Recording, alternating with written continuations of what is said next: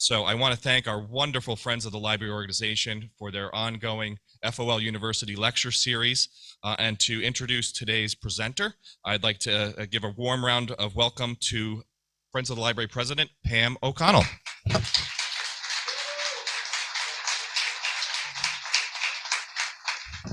Thank you, Jeff.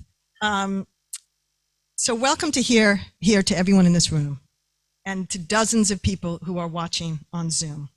Welcome to FOL University, the Friends of the Library's twice yearly scholarly lecture series. Before I introduce our distinguished speaker, John McWhorter, I want to thank the FOL U committee, Ellen Zimmerman, Fern Treiber, and Rebecca Hughes Parker for planning today's event, and the library staff for their help in presenting it so professionally. Thanks to them, you will be able to revisit this lecture on YouTube. A few words about the Friends of the Library. The FOL is dedicated to strengthening the ties between our library and community and to advancing the library's mission as a center for lifelong learning, information, and culture. The FOL is a fully volunteer, independent nonprofit serving the library for 56 years. We subsidize many of your favorite programs and services, ones you may not realize are beyond the scope of the regular library budget. We've just launched our annual appeal. Please be a friend to the library and by supporting the Friends. Donation envelopes are in the back of the room, and you can donate online at pwpl.org/FOL. Now to our speaker. We are so pleased he is making a return visit to our library. Dr. John McWhorter is Associate Professor of Linguistics at Columbia University. He earned his BA from Rutgers, his MA from NYU, and his PhD in linguistics from Stanford. He is the best-selling author of more than 20 books, including The Power of Babel, Our Magnificent Bastard Tongue, and Woke Racism. He writes weekly for the New York Times Opinion Pages and hosts the popular language podcast Lexicon Valley.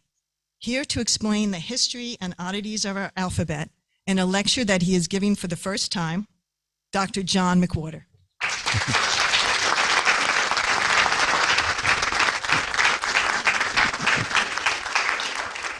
Thank you, folks. Really glad to be here. It's become kind of a tradition for me to come to this library. I think it's been well over 10 years, and I'm always happy to make the drive or the train ride. And what I want to talk to you about today is something that I've never lectured on in public before. I wanted to give the library something original instead of reproducing something that I might be online talking about.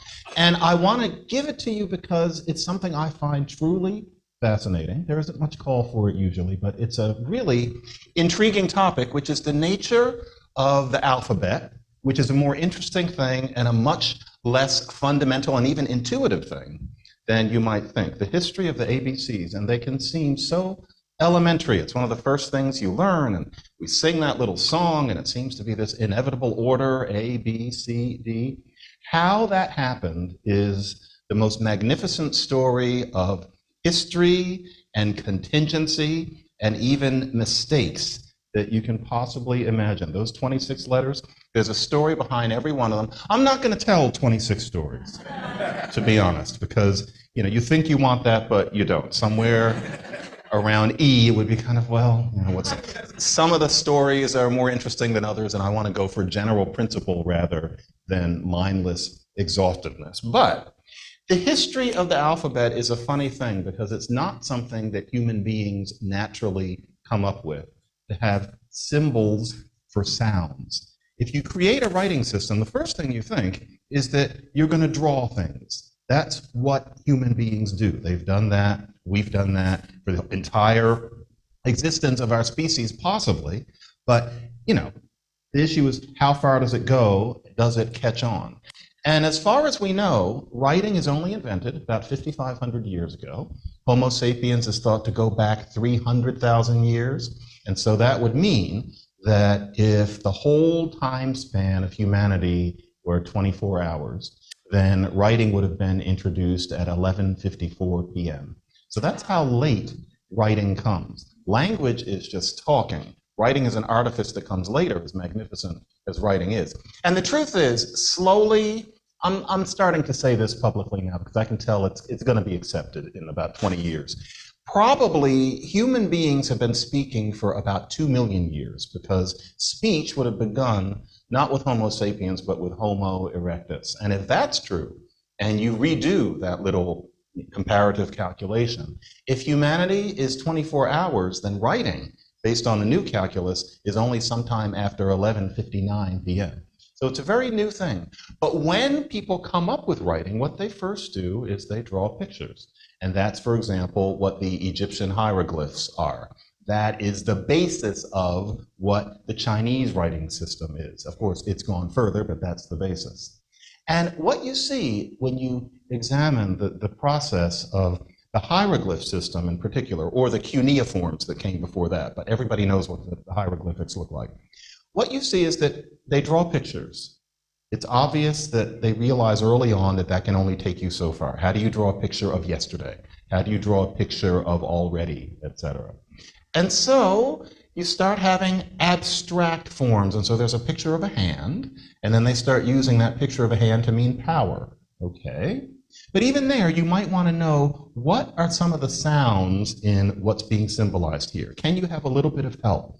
And it's funny watching the hieroglyphics, because they come up with these little symbols that just refer to single sounds. And you're thinking, okay, you're on your way to an alphabet. You don't have to have 3,000 pictures. You can just have, say, 40 little pictures of sounds. An alphabetic system is more efficient that way. It's more easily learned. You can see that they come up with that, but then it doesn't occur to anybody that you might want to only use these little things that symbolize sounds. They like the pictures. So the sounds, the little letters, are used to give you a sense that you mean r rather than m, whatever the word begins with.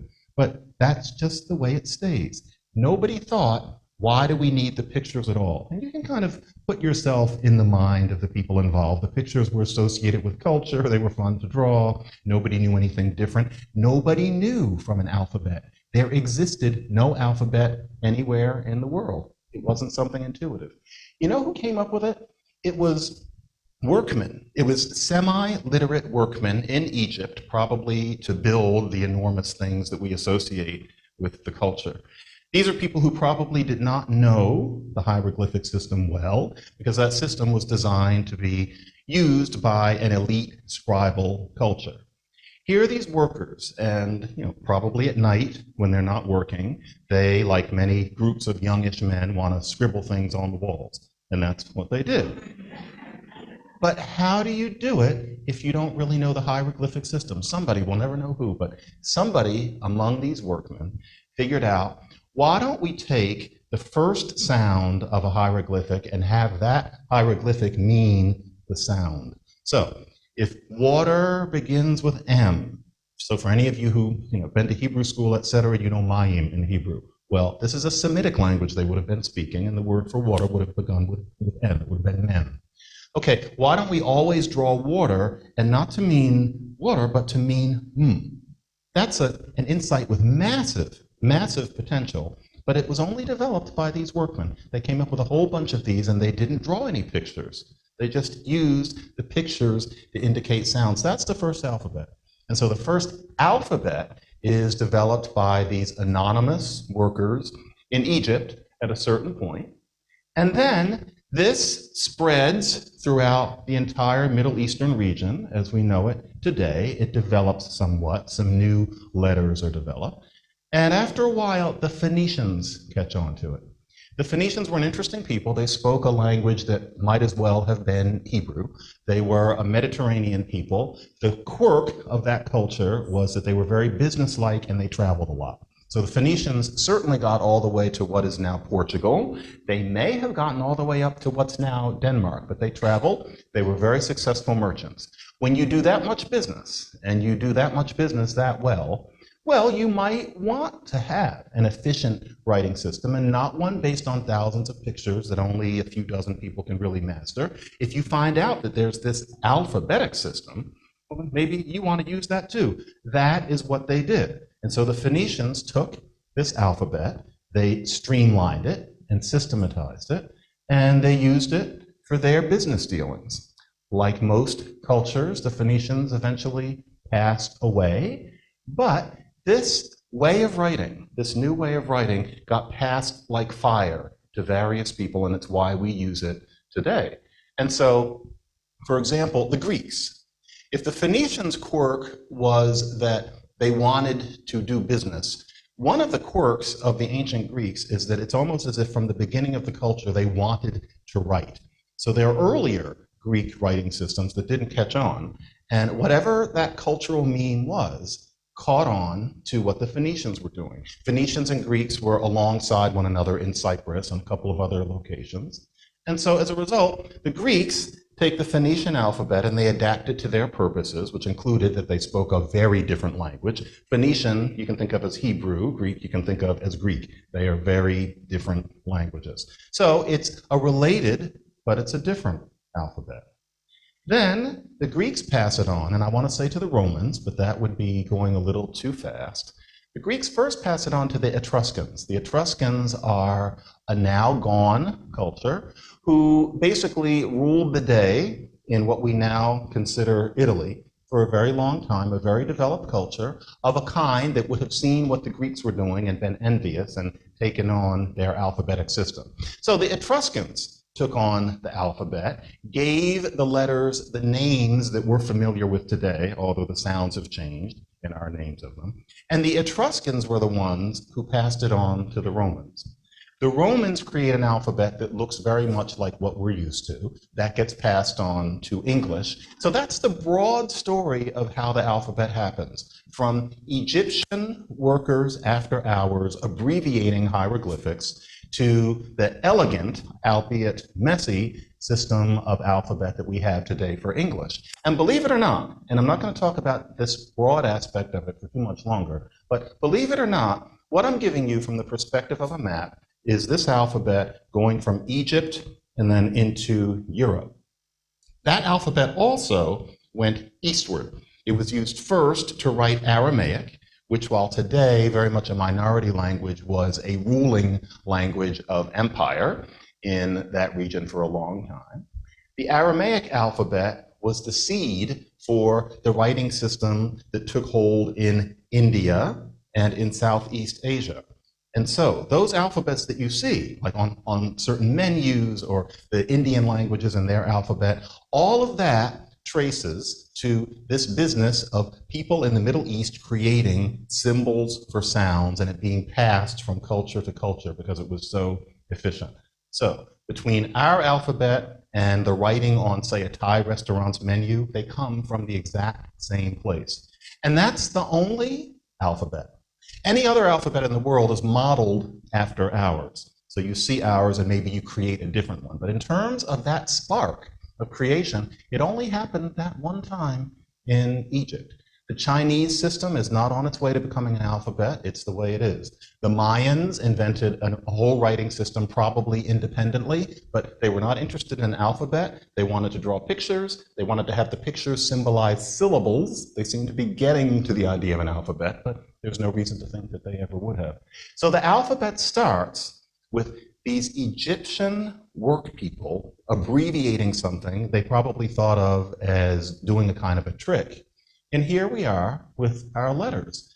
But the thing is, the pathway from the original alphabetic systems in the Middle East, what the Phoenicians did, what the Greeks did, to what we have is a really messy business. And there are all sorts of questions that you might have that end up being linguistics lessons, history lessons, lessons in randomness. And so, just for example, there is one that my younger daughter, who's now 7, asked me about 6 months ago, just out of the blue. She didn't know that, I was going to be talking about this in a library one day or something like that. But she asked because, the reading light went on for her this year. She said, why is it that you have C and K, and they stand for the same thing, and then you have C often being S when there already is an S? Why is that? Who did that? That's a good question. We're so used to it, but what is that? You wouldn't invent it that way. You would invent an alphabet probably that had just a K and just an S. What is it with C? And it's interesting to see, so to speak, how that happens. And it's interesting because it starts as something completely unlike what you would expect. And so in this Egyptian alphabet, and then passed on to the Phoenicians, there was this ugly little thing. It looked like this.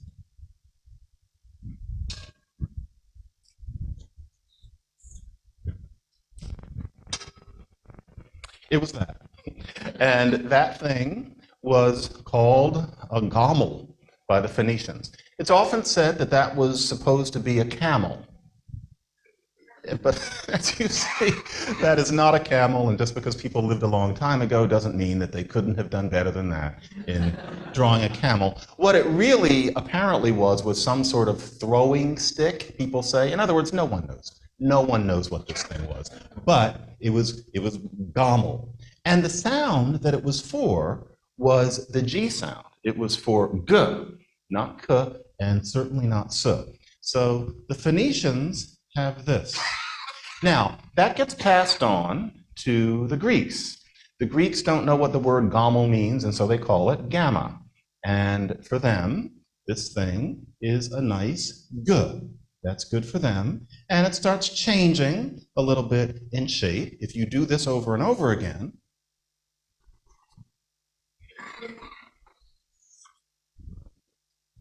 like that. And so that's a streamlined throwing stick or whatever that is. And so early Greek, you have that, and they think of it as good. The Greeks pass this on to the Etruscans, and there's a quirk in the Etruscan language. They're taking on this alphabet from Greek, but Etruscan doesn't have a g sound. They don't need a gamma. Now, what they do have is 3 slightly different K sounds. So they need more Ks than they have, more Ks than Greek can offer. So what do you do with a sound that's supposed to be g if you don't have g and you have too many Ks? The Etruscans changed it into K. They're the ones who first started calling it K. So the Etruscans do this because they don't know from this stick, what they know is that they would like that middle one to look better. And so they create that, and that is called K, okay? So the Romans want to be like the Etruscans, and they succeeded in doing that. And so they encounter an alphabet where that thing is not a g, but a k. So they take it on that way, and we're looking at this as backwards, and the Romans felt the same way. And so they did that, and for them, that thing is k. Now, we think of C as all sorts of things now. It's this mystery that my little Vanessa doesn't understand, but for them, it was just k. So notice we've gotten from that stick to this beautiful round thing, just step by step by step, and in the middle, it changes from being thought of as g to k, and so Caesar for Caesar, etc., etc. Now, that's where it really should have stayed. For the Romans, K was something marginal way down at the end. That was your k.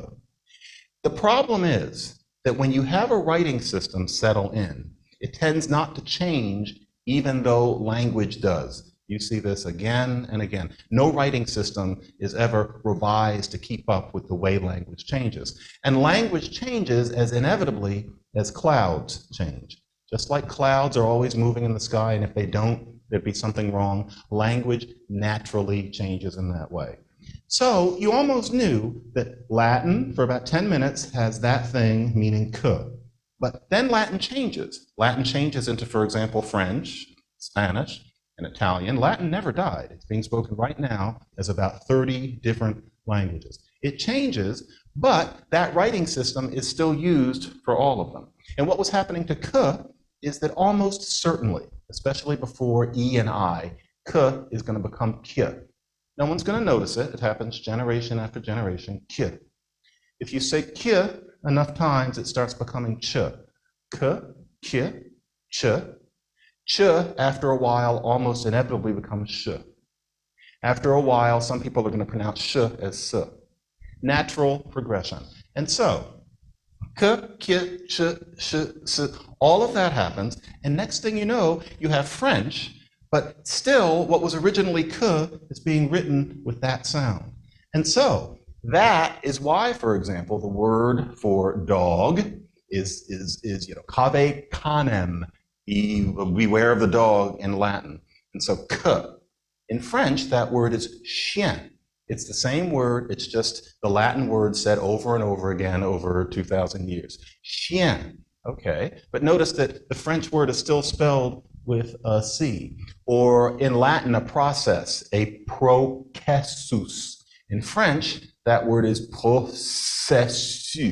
And so the C is a S because of the k, ch, perfectly natural. No one notices these things, but it means that you've got a crazy spelling system after the world, which we all know you can put up with and keep on living your life. And so what happens is that in French, you've got this k that can mean k, or it can mean s, and you just have to have a sense of how it goes. And English borrowed a shipload, notice shipload of words from French. Now, it borrowed these words from French, spelled the way the French spell them. And so, in English, by the Middle English period, we have a situation where C, especially before A and O and U, is k, but especially before E and I, and all those French words like process, it's s. You just kind of have to know. Now, of course, there are some cases where before E or I, it's still a k, such as king, such as Kent. The way they solved that after Old English was to yank in K, and that's why king is spelled with a K, whereas in Beowulf, it's spelled with a C. And so that is how you get the mess that we have today, where you have that thing, meaning both k and s, and then there's also k, which hangs around meaning the same thing that this is supposed to. And then, of course, in words like knight, as in a medieval knight, and knee, then the K drops off. And so you have a silent K, which didn't make any sense in the first place. That's how you get the CKS problem. The story of the alphabet is full of stuff like that. I have another one that I enjoy. But because the humidity is messing with my bronchial tubes a bit, there's going to be an awkward pause while I take a sip of this. And I'm going to make it short and slightly dramatic, but there's going to be a pause. Okay, that's the pause. Now, this is one of my favorite things. It makes no sense. And I'm going to try very hard to tell this in a way that keeps you going. This is an experiment. I want to see if this works. So, U and V and W over there at the end, and F all come from the same thing. F, U, V, and W. So F doesn't just go back to some F word in Phoenician or something like that. It's a completely different story. You would never know this. You have to dig in things. But the Phoenician alphabet, somewhere around place 5, 6, or 7, had this thing. This is letter, and it meant roughly W. But it didn't look like W. It looked like this. So it's this lollipop, W. Now remember, the Greeks take on the Phoenician letter, and there's this W. Greek didn't need a W. So what do you do with a W? They did two things. If you think about it, W and F aren't that far apart, especially because the Phoenicians probably pronounce W more like V. V, F, okay. So that's one thing that you might do. And then, W isn't that far from E. W, E. Greek had that weird French U, like la lune for the moon, not la lune, but la lune. Greek had that. So, two things happened. In the Phoenician alphabet, the Greeks take it over, and they leave that thing there in the place roughly that we think of F as belonging. And they figure, well, W, W, and F, we need a F. And so they kept that. I didn't mean what that sounded like. But remember, I'm doing this for the first time. They kept this, but they, things change. You don't want to draw that over and over. So,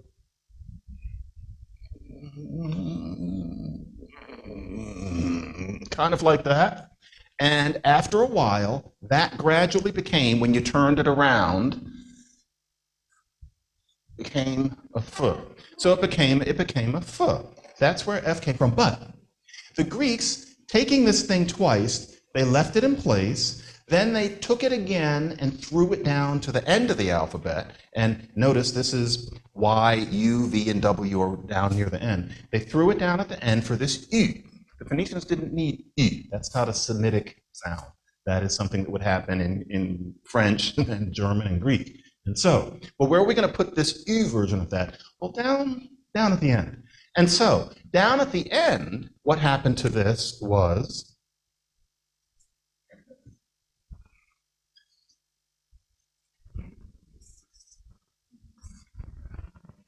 so just this random, evolvement to make up an unnecessary word. And so, two of these, one of them becomes F, one of them becomes what in Greek was not Y, but I. That's weird enough. Then the Romans find this. The Romans figure, I'm going to skip the Etruscans, it's less important, but the Romans find this. They keep the F, that's nice, but then what do you do with that down there? Because Latin doesn't have I. So they figured, well, that'll just be U for us. And so you've got that down there. But you don't always want to do that. We're used to Y, but especially if you're doing that Flintstones thing where you're carving it into stone, you just start doing that. Now, I've been told that I'm supposed to only use the top of the board, and I'm now realizing that I'm using a bit of the bottom, and I'm just sorry, because some of you are in bed watching this a week later. So I'm going to do something that I wouldn't ordinarily do, and I'm going to adjust to you guys in bed. Hold on.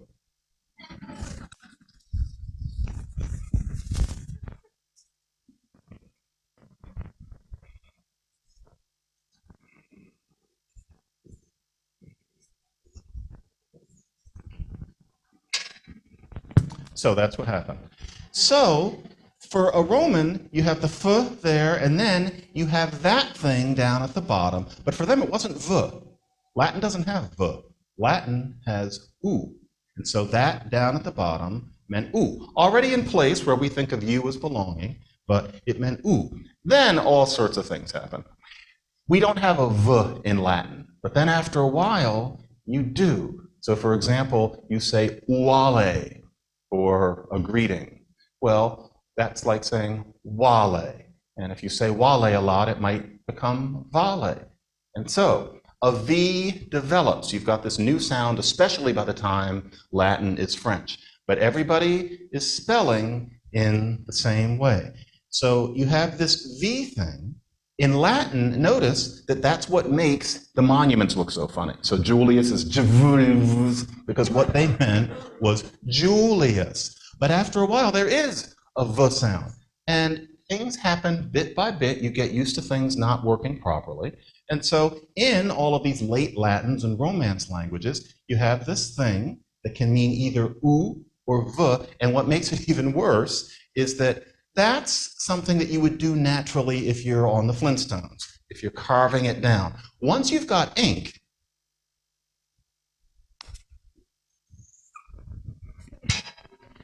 wouldn't you rather do that? You would rather hold that in your hand than the V. Now, what this means is that there's this crazy time where what we think of as the V and what we think of as the U are used interchangeably to mean either U or V and not the way we would expect. So if you're reading early English, for example, you have to get used to this kind of thing.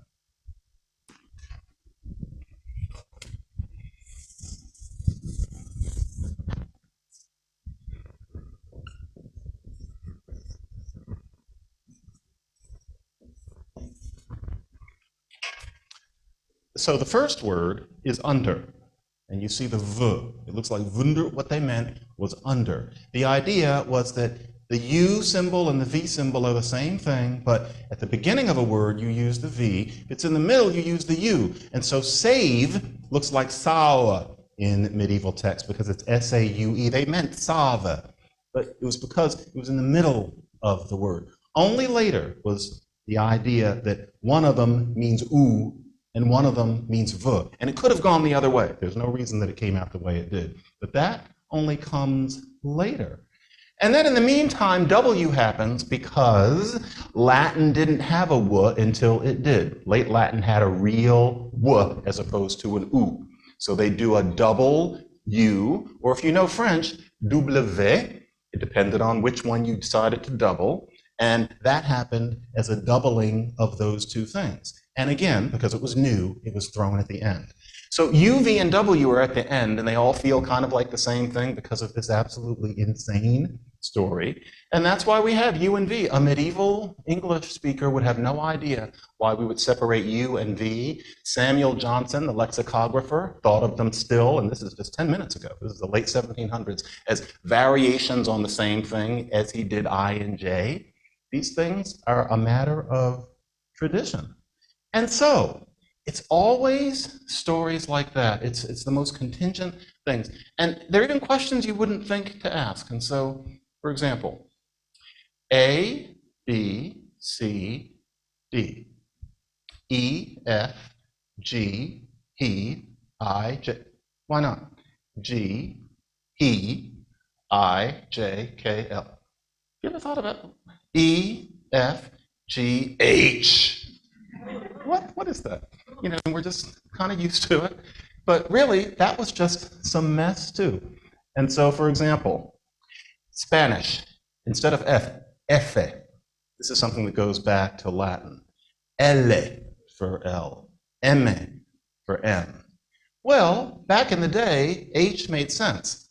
Aha, that's what it was. So, D, E, Efe, Ege. When G came along, that's a whole other story. Then aha. Okay. So, aha. But the thing is, language is always changing. And so, of course, if you say aha over and over again, it's going to start to be something like aha. You can imagine somebody, I hate to put it this way, but with a foreign accent from American English saying aha. Imagine somebody saying aha. Aha, okay? In Portuguese, it's still aga, for example. But aha. If you say aha, well, the ah might drop off and you're saying ach. Later, you're saying ach, okay? Ach, though, is not what we say h. But think about how the word made, as in I made, look, I made a hat. Let's do a Sondheim reference. So, made, ah. But we don't say made, we say made. That's because of something called the Great Vowel Shift, which is 60% of why English spelling is insane. And so, it should be made, but we say made, so the ah went to a. So if somebody says ach, not only is look, I made a hat going to become look, I made a hat, but ach is going to become h. And that's why we call it h, because it's a perversion of aha, which actually made a certain sense a very long time ago. All sorts of things. Z has an interesting beginning, but I just want to show you graphically. Z starts like this.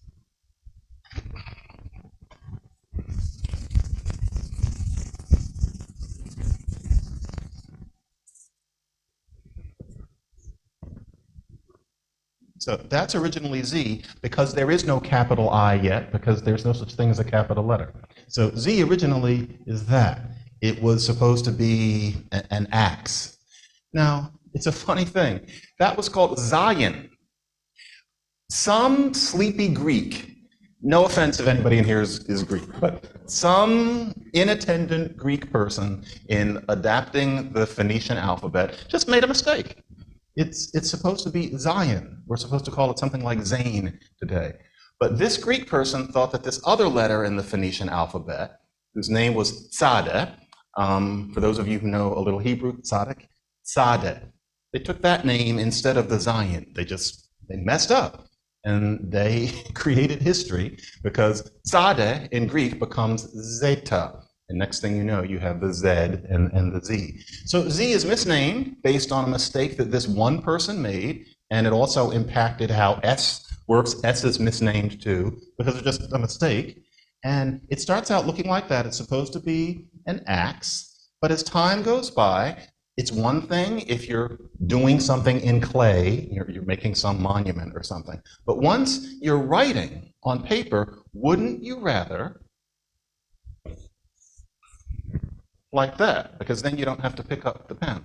And so Z starts as a capital I that looks like you could chop something, and then it becomes this, so you don't have to do three things. Once that happens, then capital I comes in and recapitulates that original shape, and you would never know. It's always these contingent things.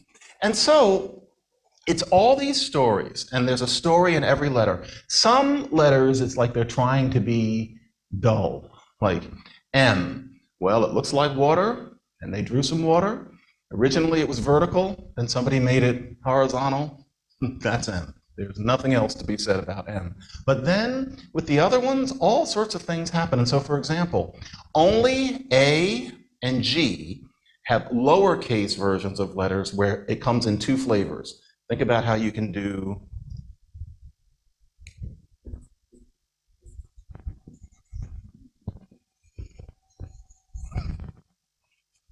so the two lowercase letters. That sort of thing happens because of contingency. Or finally, just A and the whole business of order. Why does A have to be at the beginning? Now, of course, we're just thinking alpha. A is the beginning. Why? Why couldn't it begin with L? Why did they start with A? And it's interesting. For one thing, originally, it wasn't A, because the Phoenicians didn't actually encode vowels. Originally, what we think of as A was turned upside down. It was supposed to be the head of an ox, and it meant it was a glottal stop, is what it meant. It got turned into A by the Greeks because they didn't need a glottal stop. They needed an ah. But why does that have to be at the beginning, something that is aleph? And it's because there's something primary about the ah sound. And we know this in a really cool way. This is not a sidebar. This is important. So if you look at all of the 7,000 languages of the world, for at a rate that is much too high to be accidental, the word for mother is either mama or something like that. The word for father is either dada or tata or something like that. Or it's the reverse, not uncommon, that mama is tata and father is something like mama. But you see that over and over and over again.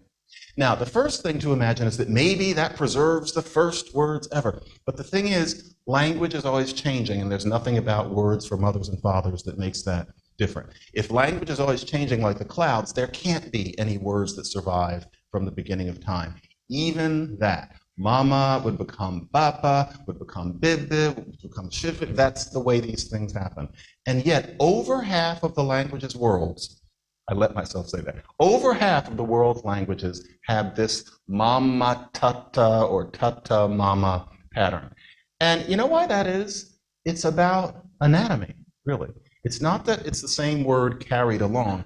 It's what babies naturally do. The first thing they do is open their mouth and close it again. That's the easiest thing. No baby's first sound is something like thay. It's going to sound ah. That's the first thing that a baby does.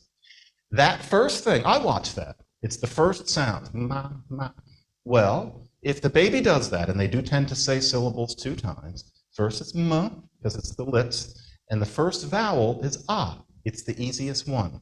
All of the rest are a little bit tenser or a little bit stranger. Ah is just what comes out. Mama.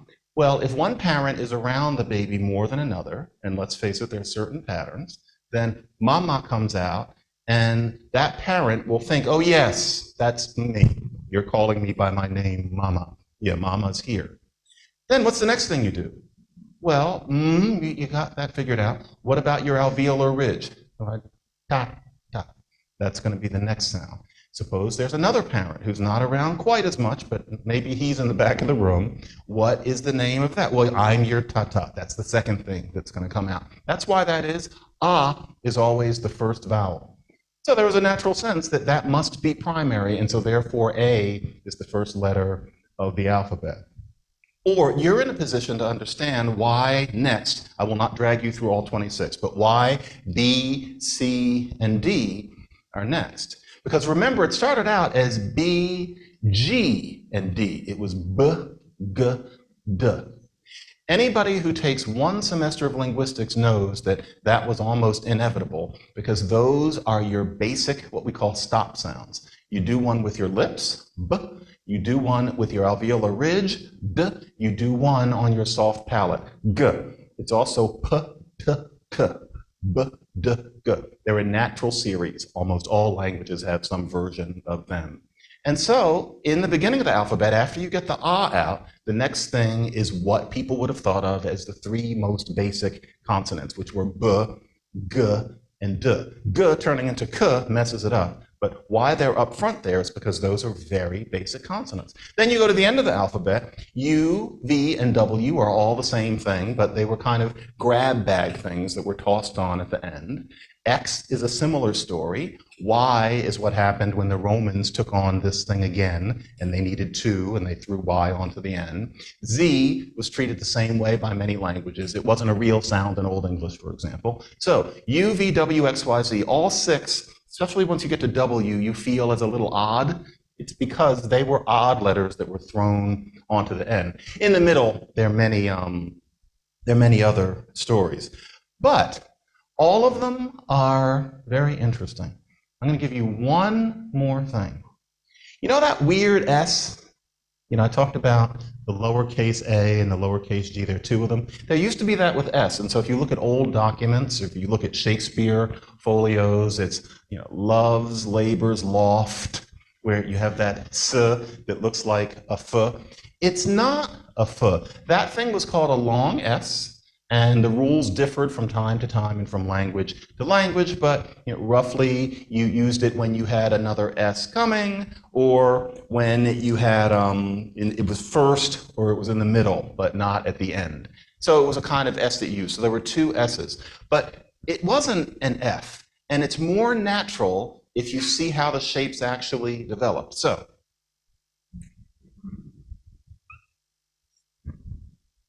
if that is one version of early S, and next thing you know, you're developing lowercase s,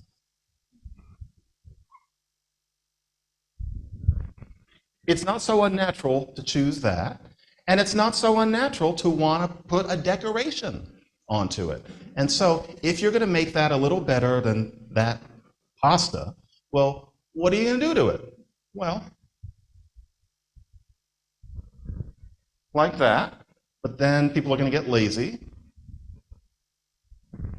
like that, and so it looks kind of like an F. That started to bother people after a while, and so 1800 and afterward you lose that. But it was an S. It was called the long S, as opposed to the S that we're more familiar with. All sorts of stories with the alphabet. So it's important with the alphabet to understand that it's not just 26 isolated stories, that it is the product of something that human beings do not think of naturally. If you encounter, say, a pre or unliterate group of people, which is very rare, but if you ask people who have no relationship to the printed page whatsoever, how are words divided up? What are the parts? Nobody would ever say for cat, k, at, t. That is not natural. People who don't have literacy think of words as divided up into syllables. So if there's a word like putanka, they'll say, oh, it's pu, tan, and ka. Nobody would say it's put, and ka. That's not natural. And therefore, alphabet is not a natural development, although once you have it, you have what is undeniably, there's nothing ethnocentric in saying, is a more efficient system designed to be used by more people and is much better for the process of education than pictures that you have to learn by the thousands, not only to draw, but to recognize. It's a very handy invention, but it only happened one time, and then language keeps changing, and so just about any alphabetic system is at least on its way to becoming an incredible mess.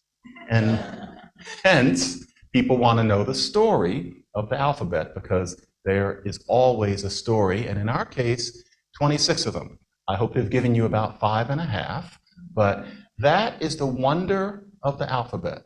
Absolutely fascinating little symbols. I hope you think so too. Thank you very much.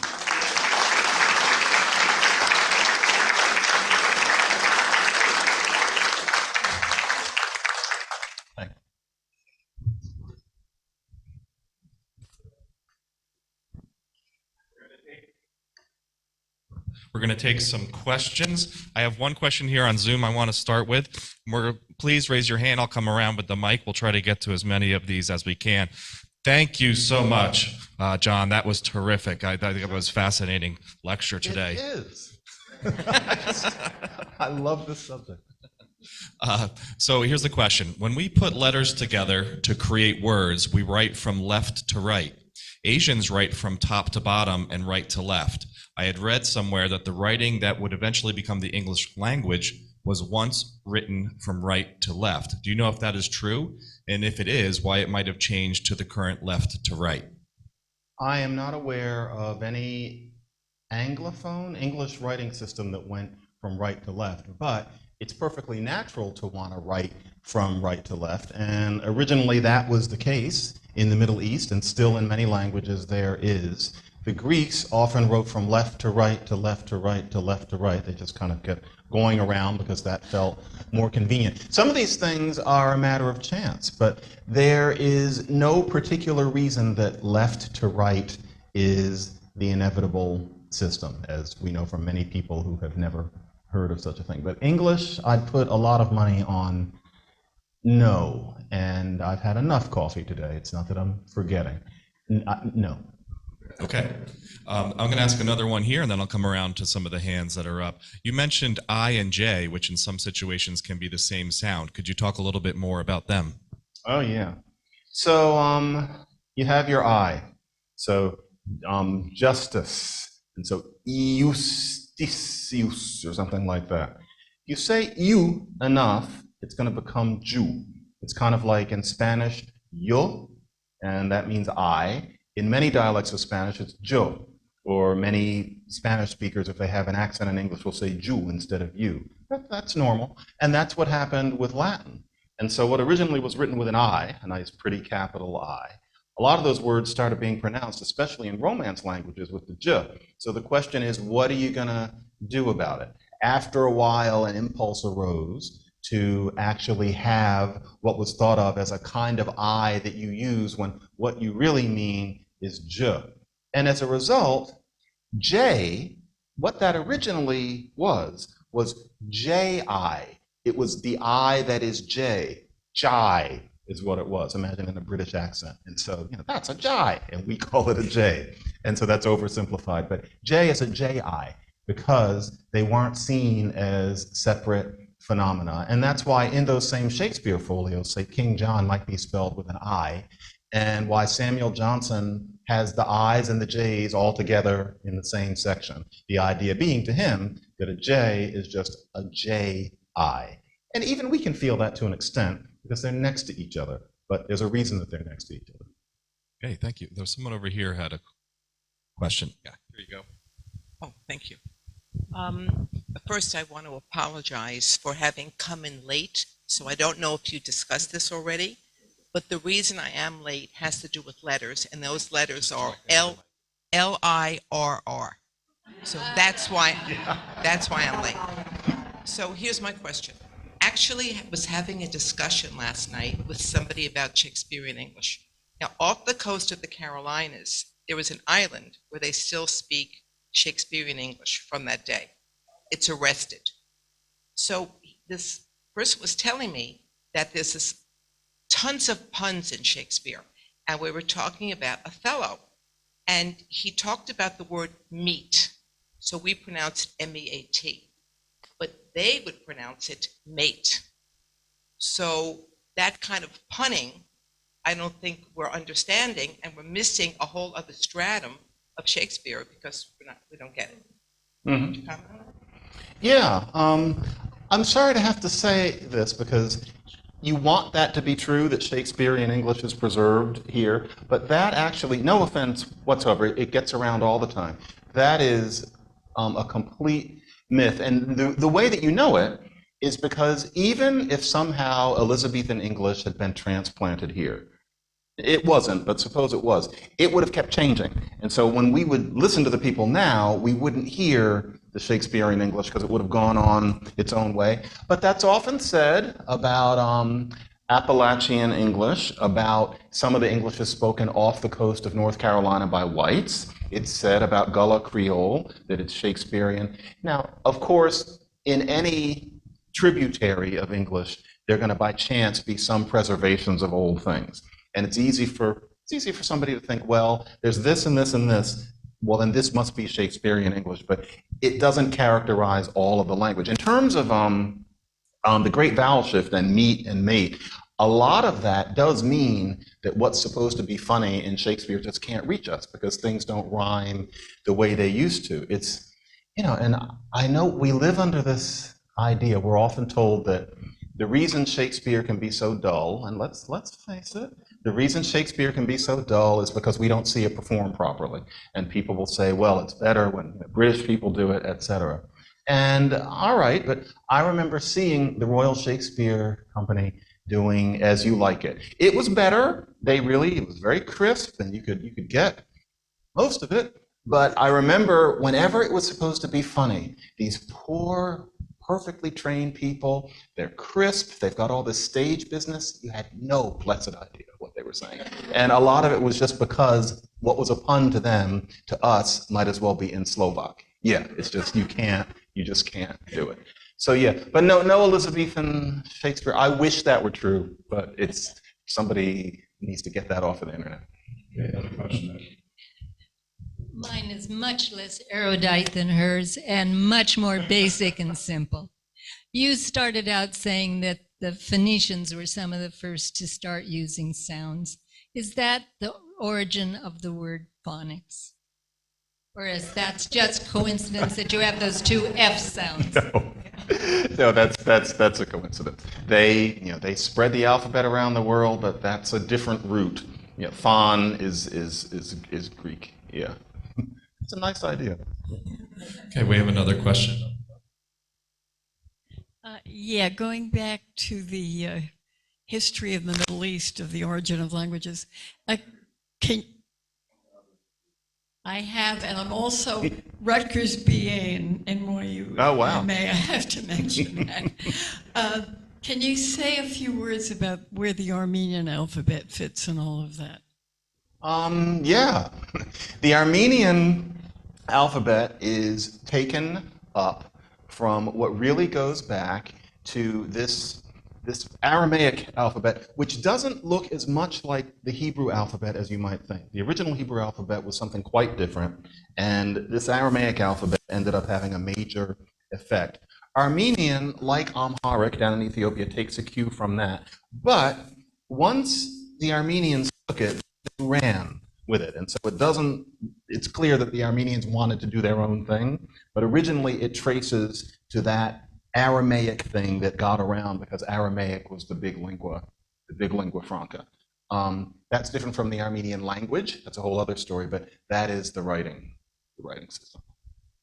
I'm going to throw in a question here from the chat. Is there any need to add a new letter to the English alphabet or get rid of any? Yeah. It's not going to happen, but yeah. I mean, for example, just one thing that needs to happen is upper and lower case. That's got to go. That is a matter of chance. It's this medieval business. And when you're trying to teach a young person how to read and to write, it can be so sad when they ask, like, why does lowercase h look like that? And it does because somebody dropped a part. So, okay, that's why. But, why do we have to put up with that? And then, these other ones. But then also, ch, sh, and th. What is that? What is k? How is that chair? That doesn't make sense. And then, also, notice this difference. A thick, then there was a thick thing. So, thing, then. Thing, then. Those are different sounds. And they're, yes. And when you were teaching this in linguistics, you say voiced and voiceless, interdental fricative, and some people say, well, I can't hear it, etc. Well, if we actually indicated it with symbols, then it wouldn't be so counterintuitive. Yeah, our alphabet is a hopeless thing, but we're just stuck with it because I even wouldn't want to see things written any other way. But yes, we need many more letters. 26 letters, 44 sounds. It won't do. Well, my question is about how fast an alphabet system becomes a mess. For example, you have Hangul, which was invented not that long ago and represents the Korean sounds. Could you already see problems there? Yes, it doesn't take long. The great vowel shift happened. Some people think of it as very revolutionary and abrupt. Frankly, I don't. It's just natural. It's just something that happens. The English spelling system, such as it ever was, had been set in early Middle English and then was just thrown to pieces by the vowels changing. It can happen in just hundreds of years. The Korean Hangul system is it's new-ish, 1500s, 1400s. It is elegant, but if you learn Korean, one of the first things that you have to deal with is how far the language has gone from the Hangul. So actually, quick anecdote, why I know the extent of that. If you're in my position, after a while, the language teaching companies start sending you their courses free because they want you to say, this works. Frankly, none of them do. But one company sent me, a Korean set, and I don't know Korean, so I said, okay, I'm not busy. I will do this. And so I spent about 3 months, learning Korean from this set. And the hard thing about it was that the writing system has sat still, and the way they actually say things has moved, not horribly, but considerably, such that I don't think the people who put it together understood that the writing wasn't helping me the way it was supposed to. And I thought, imagine if I didn't happen to be a linguist, because I could say, oh, well, this is because of the interdental fricative, et cetera. But if you don't have that, it's confusing. So yeah, even that system, it would be nice if it would catch up with a linguist will call it the morphophonemics of the system. And Hangul's good. Finnish does not have a problem. That's partly by chance. But Finnish kids learn how to read very quickly, very easily. Even if they don't really know what they're reading yet, it's very easy to at least be able to recite. Finnish has not gone too far. But then again, that's only about 200 years old and change. Who knows what'll happen? So. Another question over here. Yeah, I'm just curious. What's the deal with Q, and why does it always have to have a U after it? Q, that's the French. They saddled us with that. We don't need it. I mean, it would really be very nice if we just, did some things with K. But unfortunately, the business of the Q and the U was a tradition that settled in with French, and we borrowed a lot of words from them. And next thing you know, in especially early modern English, we have all of these words that use Q in this bizarre way that makes it fun to play Scrabble. But that's pretty much all it is. And the tail in Q, to distinguish it from an O, it's this long Baroque story. It's no offense if anybody here is French, but it is what happened in French. And we inherited words spelled their way. And next thing you know, you have that situation. The business with the U is something that happens as late Latin becomes Old French. I forget what the reason for that was. It's something where you think, how arbitrary? And then it just gets stuck in like some jitter in mitochondrial DNA. And now we're just stuck with it. Okay, we have time for a couple of more. One last one here from the chat. You mentioned this during your lecture. Why and when was there a great vowel shift? Is this interesting phenomenon. It's really raging in the 1400s. And what happens is that a lot of vowels went up. That happens sometimes. And so, for example, right now, a lot of vowels in American English are going down. If you listen to a lot of people under about 40, somebody will say, I am going to have a little bit. And it'll come out as, I'm going to have a little bit, a little bit. If you slow that down, a little bit, it's becoming eh. Eh is lower in the mouth than it. If that person is in a casino and they want to make a bet, they might say, I'm going to make a bet. I'm going to make a bet. A Martian might hear them saying bat. Ah is lower than eh. Vowels fall. they also go up. And so in the great vowel shift, that happened. And so it's hard to talk about it without a piece of paper in front of you, but roughly oo became o, and how did it go? O became oo, and so a mose became a moose. Oo became ow, and so a hoose became a house. And what you're hearing is just differences in vowels is actually, if you look at where they're placed in the mouth, that they went up. And in the same way, mat, that you cut with a fork and a knife, became meat. And then, in the meantime, if you bit something, the word was bitte, that became bite. All of this is just whoop, and as a result, our writing system doesn't reflect the way we talk. And by the time it happened, you couldn't reverse it, and nobody would have been aware of it at the time. It didn't happen the same way everywhere, and so, for example, a Scots-speaking person will say tung instead of tongue. The great vowel shift produced our sound as opposed to which was where it just stopped for some people. But as a result, we have things like food, good, and blood. All of those are spelled with two O's, completely different sounds. It's because of the vowel shifting. It's a fascinating process, but it also is why it's hard to teach people to read. It's terrible. Another question back here. Did upper and lower case develop simultaneously? Originally, what there was supposed to be was just case.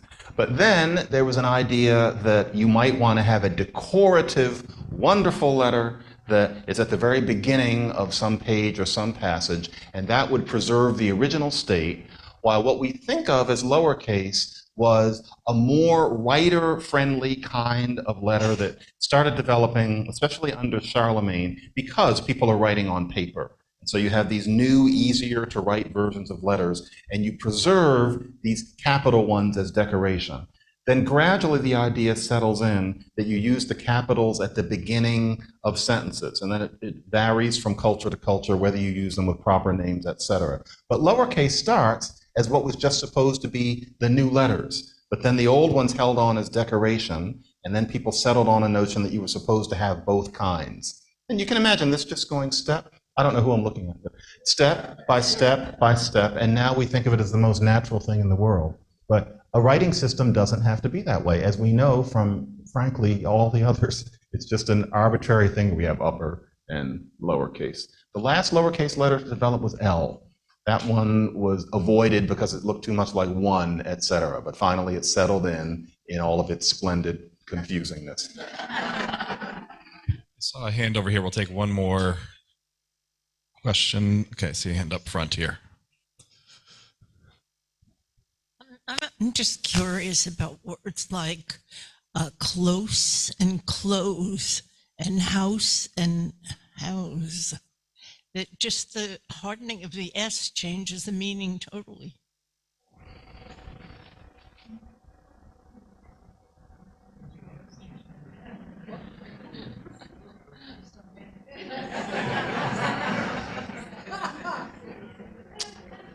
I do not know whether that is something that comes from some general pattern or whether it is something that was preserved in just a few words by accident, or whether it's preserved in a few words based on a general pattern. I have never examined that particular kind of difference. I can guarantee you that the answer is going to have something to do with, in the Proto-Germanic stage, before English, before all the Germanic languages existed, there's going to be something going on with a Proto-Germanic suffix which disappeared like the Cheshire Cat's smile, but left differences in the consonants.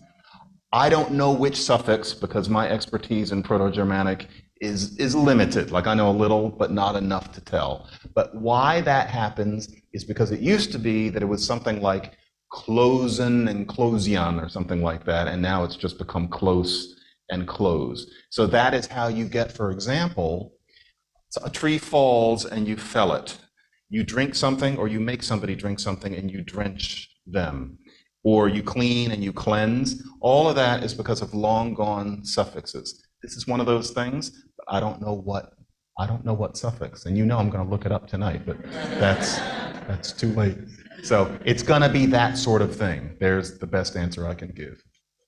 Well, I have to say, after your lecture today, it's a wonder we hadn't all of us ever learned to read or write. Yes. Well, I want to let's have another round of applause for John McWhorter.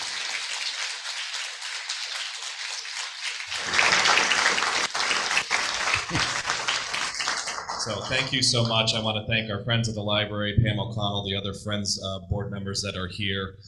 Thank you all for being here. Thanks for joining us on Zoom. Sorry we weren't able to get to all of the questions, but again, thank you, Mr. McWhorter. Terrific lecture today. We really appreciate it.